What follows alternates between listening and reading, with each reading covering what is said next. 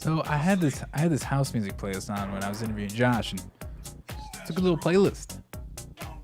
All right, so today we're talking about miner signaling, and it's been a thing for a long time in Bitcoin. I haven't realized how long it's actually been around in Bitcoin, but it has been. And I didn't know until I looked into it, and I was like, hey, I could do an episode on this and try and wrap my head around this, try and wrap my non-coding head around this thing. So because a lot of it's pretty in the weeds, I'll be honest with you. You can look at some like signaling charts, and it looks really simple. Like, oh, you just put something in the Coinbase that says you're signaling for something, right? Well, it's a little bit more complicated than that. So let's try and figure it out, shall we? Shall we? So before we get into it, member.cash Flipstarter, basically fully funded by George. I think he was just in the chat. What's up, George?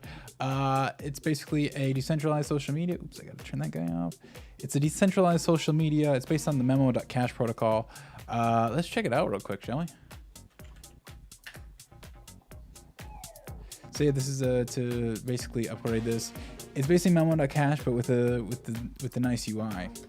And so a way nicer user interface. There is actually dark mode. I thought I had it on. I guess I need to return it on. But uncensorable social media based on Bitcoin Cash. So pretty cool. George Engelman, get him on the show. I know, that's what I was thinking. I haven't seen him talk at all. He's fun and everything. I might as well. If you're out there, George, I'm coming for you. I'm coming. And then another Flipstarter. George Donnelly's Bitcoin Cash site marketing and onboarding hub. And so this is probably one of the most detailed Flipstarters I've seen. It just released today, and it's only 20 Bitcoin Cash away. And so the two whales watch my show. It's like, really cool. Thanks, guys. Yeah, he has an awesome action plan and a bunch of deliverables. And so this is very clear at what he's going to do. 72 video tutorials, 120 graphic social media posts for marketing campaigns. A lot of it, there's a lot of stuff in here. Live streams. And it's based out of Latin America, Venezuela, Argentina, Colombia, and sub-Saharan Africa, Nigeria, and Kenya, and South Asia. And so he details this out. It's flipstarter.bitcoincash.site. Can't really see that. There it is. And so yeah, he has a budget detailed art there, and he's basically funded already. So he just started today. So pretty cool. I think this will do a lot of good. What do you think of George or not? I think what he does on the ground is valuable. So good for you. Oh, I just got some weird Twitch people. Anyways, BTC.com started signaling Bitcoin Cash noted it. I guess I could save this for the end. Yeah, we'll save that till the end. Let's go back a little bit. So this is a complete history of Bitcoin's consensus forks. And they call forks... BitMEX did a pretty good job with this, but they called soft forks forks. I guess that does make sense, even if nobody's forking off, right? And so the first usage, not just the first known usage, was for BIP. What number is this? No, not BIP 66. It was BIP 16. BIP 16, and this was the pay to script hash. So if you've ever seen, it's basically multi-signatures. I think multi-sig is in a script hash because they start with a 3. It's like any advanced scripting with a Bitcoin address is from this. It's from 2012. Again, Andreessen did this, and how it enacted was it needed 55% of miners to signal in their Coinbase for this to activate. 50%, not 55, sorry. To judge whether or not 50% of hash power supports this bit, miners are asked to upgrade their software and put the string P2SH in the input of their Coinbase transaction for any blocks that they create. And so this is how they signal. They mine a block and then they put it in the Coinbase transaction input. So that's how they signal. That's how they do it. And so, yeah, how this one worked out, there's a form. So it was under 50% February 27, 2012. And so the date was coming up, and so he extended it. We're going to need a new evaluation switchover date. The reevaluate support on March 15th, and then target switcher on April 1st. And, well, they did it. They activated it. So that's a pretty low threshold. It's only 50%. So, but it did activate and it did go through. And again, this is a soft fork, which means that if you do a block, if you mine a block, that doesn't support this, that's okay. Your thing won't split. Your thing won't split. So that was the first one back in 2012, was first signaling. And then the next one was BIP34. And so this is where it gets a little complicated, a bit in the weeds here. So let's see if I can talk this out. Talk this out a little bit. That wasn't BIP9. Where's BIP34? This is, Jesus Christ.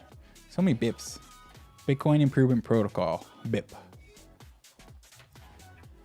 So the BIP34, it's for having the heights of the block in the Coinbase. And so this needed 95% of the signaling, and it was successful. I don't know what else to say about that. And so this is pretty interesting to me. So how this one worked, I think it was in this one. So there's a 75% rule. So if 750 of the last 1,000 blocks are version 2 or greater, reject invalid version 2 blocks. 95% rule, point of no return. If 950, where did my camera go? We're back. If 95% rule, if 950 of the last 1,000 blocks are version 2 or greater, reject all version 1 blocks. So basically, it was a soft fork from 75%. So like, you would reject invalid version 2 blocks. Reject invalid version 2. So, all right. This article words it a little bit better.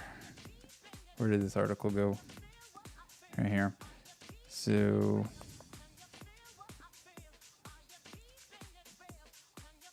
beep, beep, beep, beep, beep, beep, beep, beep, beep, beep, beep, beep. I'm just gonna keep saying beep until I find it. Beep, beep, beep, beep, beep. Okay, so BIP34 is no flag day of activation or a bit. So like, it was just the last 1,000 rolling average, right? And BIP9 had a flag day. Wait, no. What? Yes. Okay. So truly, it was 2 thresholds. At 75% blocks with the brand new end version would have the brand new soft fork guidelines imposed. However, at block 95%, blocks with the previous end version can be rejected. So soft fork at 75%, and you basically activate it, and when you get to this 95%, it's basically a hard fork, and then they'll reject that last 5%. They'll reject, right? So that was the next one. It worked, apparently. So good job. Good signaling, everybody. We did it. And then the next one was BIP66. And so this one was also 95% threshold. When did BIP9 come in? I think BIP9 is all of this, right? Shit. BIP9 is in the damn thumbnail. Jesus Christ. Okay, BIP9. Can I put the damn number in the tab? Okay. This is not BIP9 either. Here we go. BIP9 is a version bits with timeout and delay. So this was 2015 actually. So yes, there are dates. So BIP16 was first, and then BIP66 was, BIP34 was next, and then this is BIP9, BIP34 is around here somewhere. BIP34 is 2012 as well, so that was next, and then BIP9 was BIP16. Jesus Christ. Just fast forward like 10 seconds if you're here. BIP9 was October 2015. All right. BIP16, we already covered. I'm trying to get to BIP34. Here it is. No, I'm trying to get to BIP66. BIP66, 2015, January. This one happened. This one was for strict DER signatures. Everybody knows what DER signatures are. And so this was signaling for script DER signature upgrade means Bitcoin is no longer dependent on OpenSSL signature parsing. And this one had a chain split. And I couldn't find too much about this chain split. But apparently with BIP66, you could signal that you were upgraded when you weren't even upgraded, right? And so that's what happened. Some people said they were upgraded on BIP66, but yes, they were not. And well, a chain split happened. So they signaled falsely. How dare them signal falsely? And so, fuck, which one is it? BIP9. Okay, so BIP9 automatically put in if they upgraded or not. So if you upgraded, it signaled that you upgraded. So there was no like There's no pussyfooting around here. No making shit up on this one. And so BIP34 introduced a mechanism for doing soft forking changes without a predefined flag timestamp or flag block height.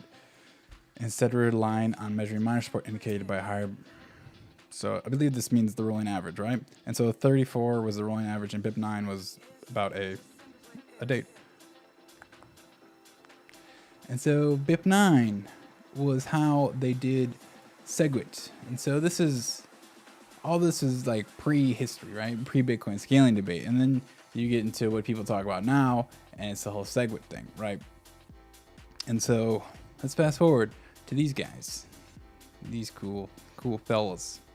And so we have BIP 148, I think it was called, the Segwit 2x. And so this site covered it pretty well. Some of them, okay. So UASF, user activated soft fork, BIP 148 and BIP 8. With this rule, with BIP 148, 3 months earlier than the top of the Segwit timeout, nodes would reject blocks that did not sign Segwit. Thus, 3 months earlier than Segwit timeout, BIP 148 would power activation of Segwit. The proposal does not accept Bitcoin Core as a result of shortening of the timeout. And then a fork of Bitcoin Core is created, which added the patch to adjust to BIP 148. So Bitcoin Core said, no, we don't want this Segwit. And then people forked it. This was claimed as a person-activated delegate fork, UASF, since customers may freely obtain the ultimate fork slightly than sticking with the builders of Bitcoin Core. And so, yeah, Bitcoin Core was forked by node operators and not miners. And so this is like the big, you could call it a bluff, I guess. And so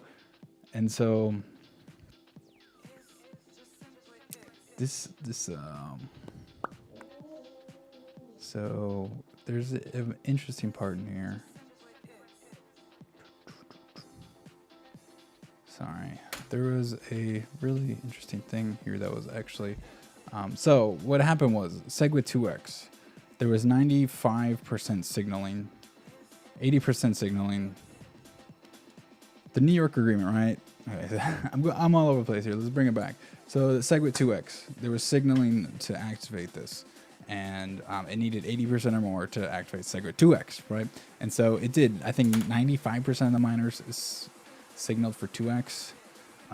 Segwit 2x signaling into miner. See, CoinDesk even says that, and so BIP 91 begins the signaling. So this is only 43%. I think it got up to 95%. Thanks to these guys. Okay, where the fuck was I? And so the 2x would activate after 80%. And that was coded in 91.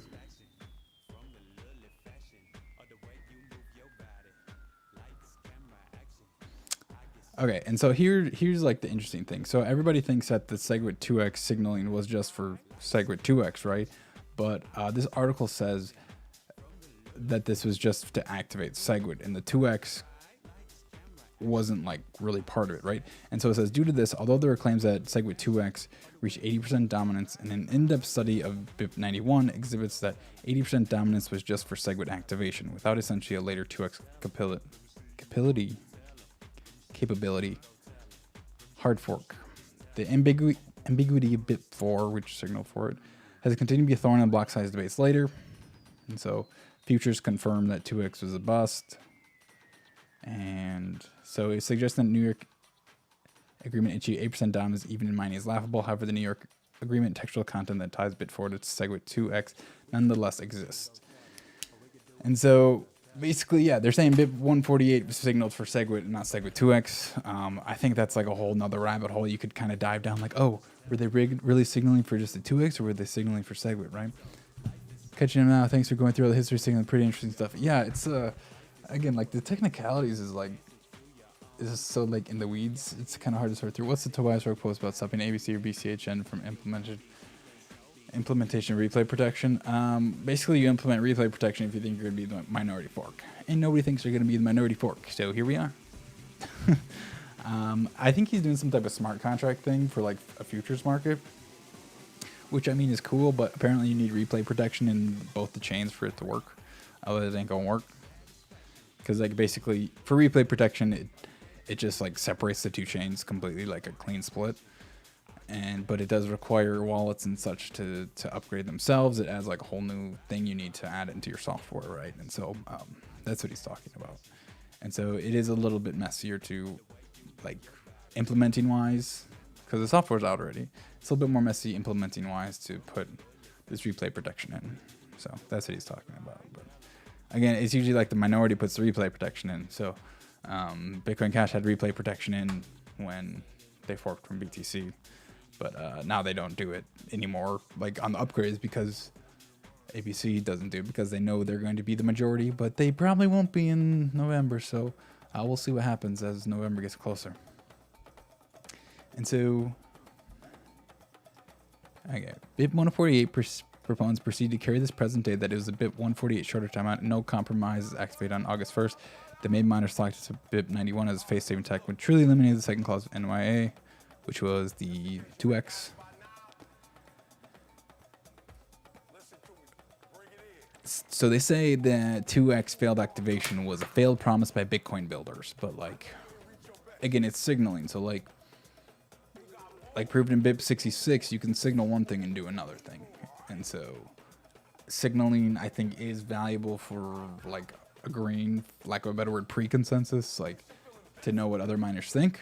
But it doesn't mean that like you're binded to anything, right? And so the rest of this just goes into like Taproot activation.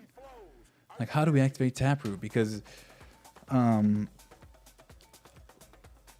like if it shouldn't be a controversial change, you should just be able to hard fork it in, right? Like everybody agrees, like, hey, let's do this. But if it's a controversial, usually you like probably go the soft fork route and put it up to a vote, right? And so that's what BTC does. They don't hard fork. They just kind of, they have traditionally done this voting thing, but they haven't actually in a long time, since 2017 when Bitcoin Cash split. So that is interesting. So now we come to present day in Bitcoin Cash, and oh, I thought I had it up. It don't look like I did. Infrastructure funding plan, Bitcoin, ABC. And so the IFP, if you don't know what the IFP is and you're here, I don't know how you got here. So Bitcoin ABC wanted to put BIP9 into voting for the IFP. And so I couldn't find exactly where it was, but it has to be 66%. I think it was 60 to 66%, somewhere in there, of miners had to signal for the IFP for it to activate. And this was from February 15th. I think it was a 1,000 block window that it had to be in, which I think is where this originally came from, was this 1,000 block window. And well, only 2 blocks voted for it. I thought it was 1. Somebody was telling me that it's 2 that voted for it, and the only reason it was voted for it was because, well, the software version that they came out automatically voted for it. So yeah, it voted for it by default. Which is just like so strange. And it was funny that only 2 of them. So only 2 blocks voted for it, right? And it was by default. So you have to wonder how many of them are actively upgraded anyways, right? And so ABC 21.1 has been released. This release includes a fix to BIP9 default behavior, so miners do not signal for infrastructure funding plan unintentionally. And so, yeah. Okay, so only 2 of them voted out of this 1,000 blocks. And what happened after that was, well, this happened after this. People started signaling for Bitcoin Cash node. And right now there's 55% in the last 24 hours. So 53.6% of the last 1,000 blocks have been voted for Bitcoin Cash node. And again, this is just a signaling, like, theoretically, people could be mining ABC while mining Bitcoin Cash, while signaling Bitcoin Cash node. Or they could be signaling nothing and mining Bitcoin Cash with Bitcoin Cash node. And so, well, yeah, we don't truly know. We don't truly know which one is which. So, But again, this miner signaling has been a thing since 2012. Segwit 2x voting, again, that was like, it was almost like non-binding in a way. And the thing with Segwit 2x, right? 2x was supposed to activate. So Segwit was supposed to happen August 1st, and it did. 2x was supposed to happen what, like November of that year? And by that time, we already had Bitcoin Cash, which was already 8 megabytes at that point, block size. And so, like, Segwit with 2 megabyte block size, like, that overlap is just very small. And so, I think at that point, the miners knew we already had a big block chain. And so, like, why follow through with this 2x plan, even if they did signal at one point to do a 2x? So, again, signaling is non-binding. Did Ampool signal ABC? No, they did not. But BTC.com did, and they are both Bitmains, so maybe someday. But yeah, Ampool is really the last one, and via BTC, of course. Via BTC was, I can't even think of this, Hypo, and he said they were going to remain neutral, which, I mean, is fine, but like, with BTC.com signaling, I think that's about 70% of the total. So if we go by weekly, by Antpool and via BTC are not, so that's 20, 32, so 68% right now are signaling for Bitcoin Cash node.